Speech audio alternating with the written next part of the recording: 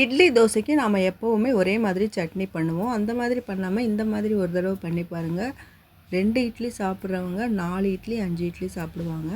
அவ்வளோ டேஸ்டியாக இருக்கும். ஒரு சிலருக்கு சட்னி வந்து திக்காக இருந்தால் பிடிக்காது, நல்லா தண்ணியாக இருந்தால் தான் பிடிக்கும். இந்த சட்னி தண்ணியாக இருக்கும், சாப்பிட்றதுக்கு ரொம்ப டேஸ்டியாகவும் இருக்கும். வாங்க இதை எப்படி பண்ணலான்னு பார்க்கலாம்.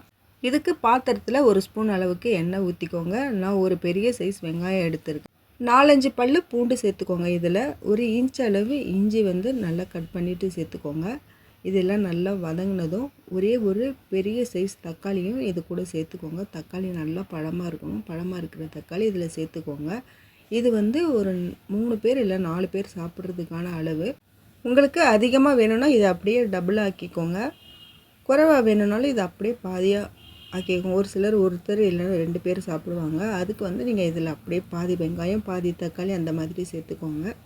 இதெல்லாம் நல்லா வதக்கிடுங்க. நல்லா வதங்கினதும் ஆற வச்சு அரைச்சிக்கோங்க. இது கூடவே நான் கொஞ்சமாக கொத்தமல்லி சேர்த்துருக்கேன். கொத்தமல்லி இதெல்லாம் அளவு கிடையாது, சும்மா கொஞ்சமாக போட்டால் போதும். ஒரு கை அளவு புதினாவும் சேர்த்துருக்கேன். இதுவும் நல்லா வதங்கிடட்டும்.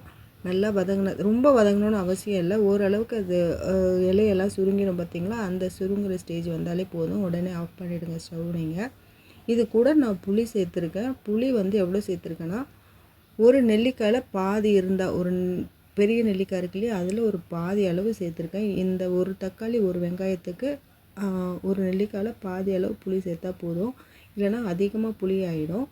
1 ஸ்பூன் அளவுக்கு நான் பொட்டுக்கடலை சேர்த்துருக்கேன். 2 பச்சை மிளகாயும் இது கூட சேர்த்துருக்கேன். கல் உப்பு கொஞ்சம் சேர்த்துக்கோங்க. தேவைக்கேற்ப கல் உப்பும் சேர்த்துட்டு நல்லா பேஸ்ட்டாக அரைச்சி எடுத்துக்கோங்க. இதை வந்து தாளிக்காமல் சாப்பிட்றதுக்கே ரொம்ப நல்லாயிருக்கும்.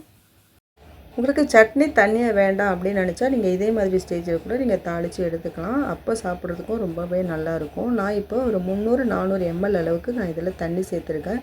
சேர்த்துட்டு சின்னதாக இதுக்கு ஒரு தாளிப்பும் சேர்த்துக்கிட்டு, நம்ம எந்த பாத்திரத்தில் இதெல்லாம் வதக்கி எடுத்தோமோ அதே பாத்திரத்தில் சின்னதாக தாளிப்பும் கொடுத்துக்கோங்க. இப்போ பாருங்கள், ஒரு சூப்பரான தண்ணி சட்னி நமக்கு ரெடி ஆகிடுச்சு. இந்த சட்னி இட்லிக்கும் தோசைக்கும் அவ்வளோ சூப்பராக இருக்கும். கண்டிப்பாக 2 இட்லி சாப்பிட்றவங்க கூட 4 இட்லி 5 இட்லி சாப்பிடுவாங்க. அவ்வளோ டேஸ்டியாக இருக்கும். நீங்கள் ஒரு தடவை ட்ரை பண்ணி பாருங்கள். ட்ரை பண்ணி பார்த்துட்டு எப்படி இருக்குன்னு எனக்கு கமெண்ட்ஸில் சொல்லுங்கள்.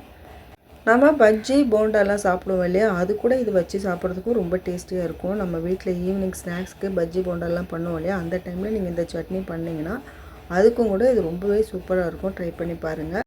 என்னோடய சேனலில் நிறைய வீடியோஸ் போஸ்ட் பண்ணியிருக்கேன், போய் பாருங்கள். நிறைய குயிக் ரெசிபீஸ், ஹெல்தி ரெசிபீஸ்லாம் நிறைய போஸ்ட் பண்ணியிருக்கேன். பார்த்துட்டு என்னோடய சேனல் உங்களுக்கு பிடிச்சிருந்ததுன்னா, என்னோடய சேனலுக்கு நீங்கள் இப்போ தான் முதல் தடவை வந்திருந்தீங்கன்னா என்னோடய சேனலை ஃபாலோ பண்ணிக்கோங்க. எனக்கு 4000 சப்ஸ்கிரைபர் வந்திருக்கீங்க. அதுக்காக ரொம்ப ரொம்ப தேங்க்ஸ். இதே மாதிரி எனக்கு எப்போவுமே சப்போர்ட் பண்ணுங்கள். இந்த வீடியோ உங்களுக்கு பிடிச்சிருந்ததுன்னா ஒரே ஒரு லைக் மட்டும் கொடுத்துக்கோங்க. அடுத்து வேறு ஒரு நல்ல ரெசிபியோட உங்களை வந்து பார்க்குறேன். என்னோடய சேனலில் போய் கண்டிப்பாக விசிட் பண்ணி பாருங்கள். பார்த்துட்டு அது உங்களுக்கு பிடிச்சிருந்ததுன்னா சப்ஸ்கிரைப் பண்ணிக்கோங்க. அடுத்து வேறு ஒரு நல்ல வீடியோவில் உங்களை வந்து பார்க்குறேன். தேங்க்யூ.